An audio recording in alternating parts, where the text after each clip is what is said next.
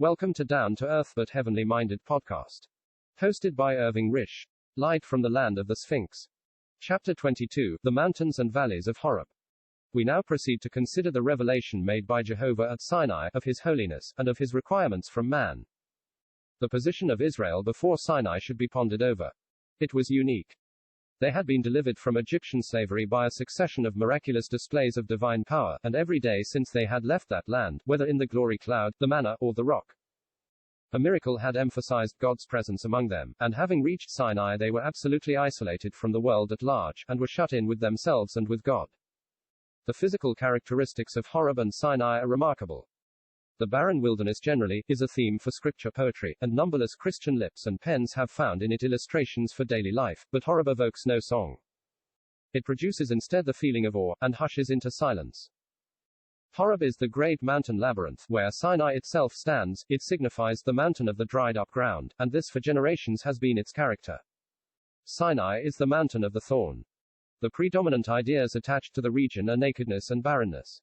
Sinai itself is noted for its bare rocks and lifeless crags, from which the soil long since has been swept away. The valley, or wadi, at the mountain base, is usually but a dry watercourse, with stones tumbled about over it, brought down by the storms. The bare crags do not absorb the rain, and hence the thunder clouds which burst over them form floods, which, with marvelous rapidity, carry all before them. The life-giving rains of heaven, by reason of the repelling rocks, are thus the cause of Sinai's desolation. Silence reigns in the region, and where the voice of a man, or the cry of the hyena, breaks upon it, the sound arises high up on the mountain sides. The union of grandeur and desolation is the point in their scenery absolutely unrivaled, Sinai and Palestine. In a very marked way in Horub and Sinai, a locality is prepared and selected by the divine hand for the giving of the law. And even the rain-repelling rocks seem to be a symbol of the human heart hardened against the words of heaven, so that the commandment which was ordained to life is found to be unto death. Romans 7:10. Over and over again, in his revelations to man, God has been pleased to give illustration to his words by the natural features of the locality where the words have been uttered. In speaking to men, God uses the natural to give emphasis to the spiritual. We are of the natural, nature environs us, and that very environment God uses to teach of the verities which lie outside and beyond the realm of nature. Israel had been all their lifetime educated under the influence of awe-inspiring and magnificent temples, and the most splendid spectacles of religious pomp. They had heard the strains of music and the acclamation of thousands of voices celebrating the glory of the gods. They had yielded to the seduction of idolatry, at least in many cases. See Amos chapter 5 verses 25 to 26. Jehovah, their creator, did not forget this. He arranged their encampment in the valley in such a way that they should occupy a nature temple of such formation and magnitude, that compared with it, Egypt's mightiest buildings were as toys. Silence, deeper than that which reigned among the columns of the temples their hands had helped to rear, enveloped them, to be broken again and again by the appalling voices and trumpets of heaven. As a roof, arching over the straw-colored precipices which walled them in, stretched the thick cloud that composed the footstool of God.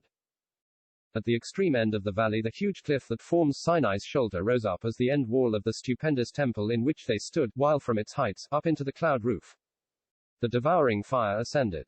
They were brought into contact with a desolation, to them more remarkable by its contrast with the green valley of the Nile. They were enclosed within a sanctuary of temples and pyramids made without hands, the more awful from its total dissimilarity to everything which they or their fathers could have remembered in Egypt. They were wrapped in a silence which gave full effect to the thunders and voice exceeding loud, on the top of Horub, from the summit of Ras El Sifsafeh the whole plain, Rahah, spread out before us. Our conviction was strengthened that here, or on some of the adjacent cliffs, was the spot where the Lord descended in fire, and proclaimed the law. Here lay the plain where the whole congregation might be assembled, and here was the mountain brow, where alone the lightnings and the thick cloud would be visible, when the Lord came down in the sight of the people upon Mount Sinai. Biblical researchers in Palestine. Sinai is a mountain in a way isolated from others. The scripture narrative informs us that bounds were set about it, Exodus 19:23, that it was in view from a plain in which all, verse 11, the people could stand, and move either near it or afar off from it. Deuteronomy chapter 4 verse 11, Ex. 20:21, and that it was sufficiently broad on the summit to enable one person to be in seclusion when 70 others were also there. Exodus chapter 24 verses 1 to 2, 9-11. These scripture conditions seem all to be realized in the mountain of which Ras Sifsafeh is the shoulder. the peaked cliffs of which rise abruptly from the plain, and overlook the large wadi of Reha. The whole extent of the top of this mountain forms a great platform, and the summit, Jebel Musa, which is hidden from the long valley by the Ras Safsafeh precipices, stands back some considerable distance from them. Scriptural narrative and monkish tradition are very different things. The former has a distinctness and definition, which through all our journeyings rendered the Bible our best guidebook.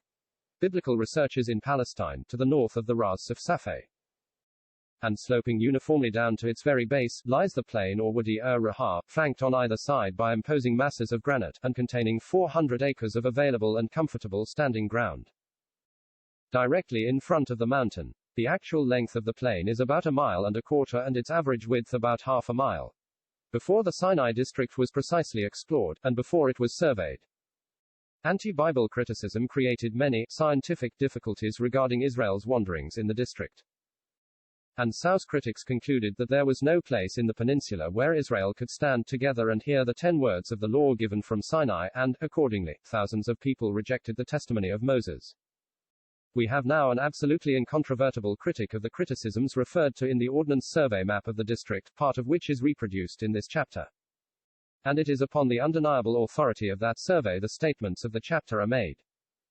Referring to the capability of the plain of Reha to contain the nation of Israel, a calculation made by Captain Palmer from the actual measurements taken on the spot proves that the space extending from the base of the mountain to the watershed, or crest of the plain, is large enough to have accommodated the entire host of the Israelites, estimated at 2 million souls.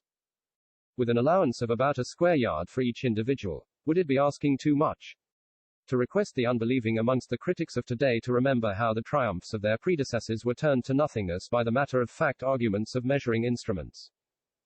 The Bible student of today is greatly favored by having to his hand careful and exact maps of the whole district of Horub, with its peaks, precipices, and wadis. He can study them and make himself familiar with them at his leisure. The map with the little section, supplied on page 165, are copied from the Ordnance Survey.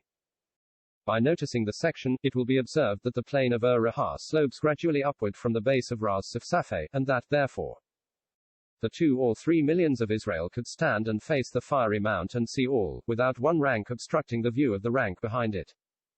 By drawing a straight line touching the summits of Ras Safsafeh and Jebel Musa, as shown in the section, and extending it to the left over Reha, it will be proved that from no spot on the plain would the summit of Jebel Musa be visible, which fact lends considerable interest to certain details of the Bible narrative. Can anyone question the design of God in the selection of this plain? Can anyone doubt, in the face of the witness of both mountains and surroundings, that Moses did but record that which actually took place?